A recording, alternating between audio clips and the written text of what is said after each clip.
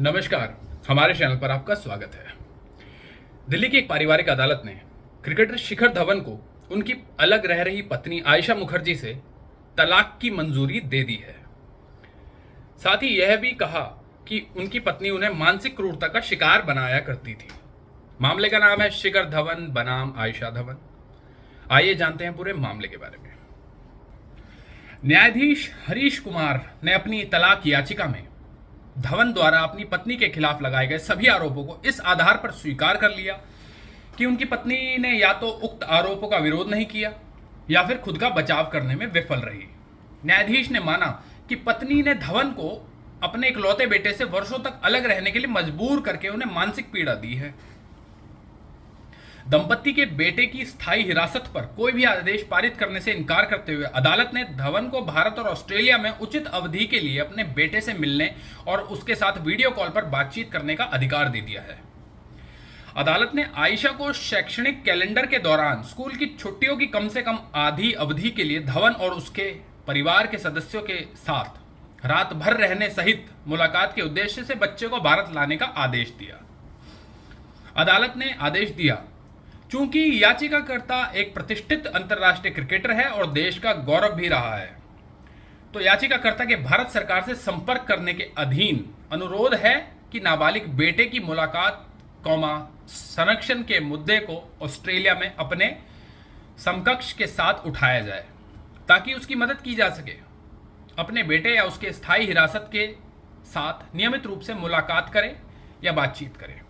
धवन की याचिका के अनुसार पत्नी ने शुरू में कहा था कि वह उनके साथ भारत में रहेंगी, हालांकि वह अपने पूर्व पति के साथ प्रतिबद्धता के कारण ऐसा करने में विफल रही, जिससे उसकी 2 बेटियां और हैं। पत्नी ने अपने पूर्व पति से ऑस्ट्रेलिया नहीं छोड़ने का वादा किया था, जहां वह वर्तमान में अपनी 2 बेटियों और धवन के एक बेटे के साथ रहती है। न्यायाधीश ने कहा कि शिखर धवन बिना किसी गलती के वर्षों तक अपने बेटे से अलग रहने की भारी पीड़ा और मानसिक पीड़ा से गुजर रहे थे। हालांकि पत्नी ने आरोप से इनकार किया, यह कहते हुए कि वास्तव में उसके साथ भारत में रहना चाहती थी। हालांकि अपनी पिछली शादी से अपनी बेटियों के प्रति प्रतिबद्धता के कारण उसे ऑस्ट्रेलिया में रहना पड़ा। वह भारत में रहने के लिए नहीं आ सकी और शिखर धवन उसकी प्रतिबद्धता से अच्छी तरह से वाकिफ थे। फिर भी उसने दावा लड़ने का विकल्प नहीं चुना। न्यायाधीश ने कहा कि धवन निर्विवादित टिप्पणी से बचना चाह रहे हैं और धवन की गवाही पर विश्वास करना होगा। इसलिए यह साबित हो गया है कि पत्नी शादी के बाद भारत में वैवाहिक घर स्थापित करने में पीछे हट गई और इस तरह उसे लंबी दूरी की शादी का सामना करना पड़ा।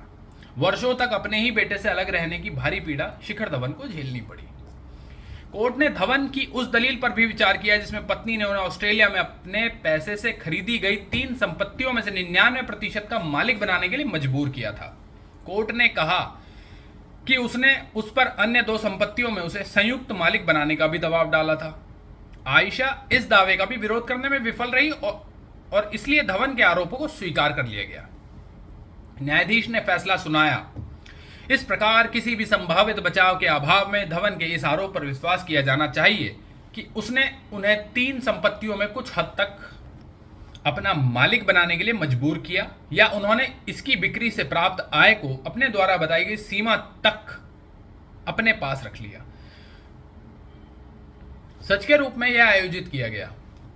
जहां तक इस आरोप का सवाल है, आयशा ने जानबूझकर देश के क्रिकेट बोर्ड के विभिन्न अधिकारी और इंडियन प्रीमियर लीग के टीम के मालिकों के और साथी क्रिकेटरों को अपमानजनक संदेश भी भेजे। उन्होंने तर्क दिया कि उन्होंने केवल 3 व्यक्तियों को संदेश भेजे थे, यह सुनिश्चित करने के लिए कि उसे अपना मासिक गुजारा भत्ता समय पर मिले, क्योंकि धवन भुगतान में देरी कर रहे थे।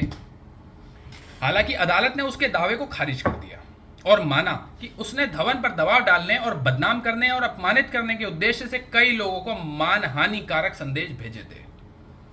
इसके अलावा अदालत ने इस आरोप को भी स्वीकार कर लिया कि आयशा ने अपने बीमार पिता को अस्पताल ले जाने के लिए समय निकालने के लिए धवन से झगड़ा किया जब वे कोविड-19 से संक्रमित थे।